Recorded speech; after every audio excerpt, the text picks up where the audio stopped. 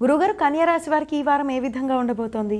కన్యా రాశి వారికి 3 గ్రహాలు చక్కగా అనుకూలిస్తున్నాయి తల్లి.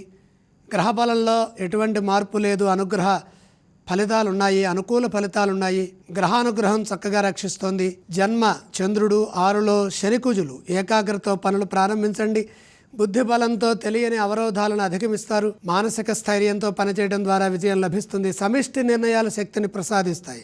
నిరంతర సాధనతో సత్య మార్గంలో కృషిని కొనసాగించండి. మీ నిజాయితీ మిమ్మల్ని సదా రక్షిస్తుంది. ఈర్ష్యాపరులు ఇబ్బంది కలిగించాలని ప్రయత్నం చేస్తారు. మీ ధర్మాన్ని మీరు అవలంబించండి. విఘ్నాల నుండి త్వరగా బయటపడతారు. దేనికి తొందర వద్దు, ఆవేశానికి గురి కావద్దు. మిశ్రమ కాలం నడుస్తోంది కాబట్టి ఆత్మవిశ్వాసంతో ఆలోచించండి. మీ సహనం మిమ్మల్ని రక్షిస్తుంది. ఆర్థికపరమైన ఇబ్బందులు రాకుండా జాగ్రత్తలు తీసుకోవాలి. ఉద్యోగ విషయాల్లో తోటి వారిని సంప్రదించండి. వివాదరహితంగా ఉండటం కోసమై శాంతంగా స్పందించండి. మీ ధర్మ నిరతి మిమ్మల్ని సదా రక్షిస్తుంది.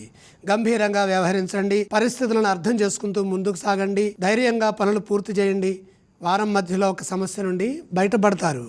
వారం చివరి భాగంలో శుభవార్త ఆనందాన్ని ఇస్తుంది. అలాగే ఈ రాశి వారు ఏ స్తోత్రాన్ని పఠించాలి? ఆంజనేయ దండకం చదువుకోండి. గురుగారు, కన్యా రాశి వారు ఏ ఆలయాన్ని సందర్శిస్తే శుభ ఫలితాలు కలుగుతాయి? ఆంజనేయ స్వామి వారిని దర్శించండి. అలాగే గురుగారు, ఈ రాశి వారు ఏవేవి దానం చేయాలి? సూర్యప్రీతిగా గోధుమలు దానం చేయండి. అష్టమంలో ఉన్న రవి దోషం తొలుగుతుంది.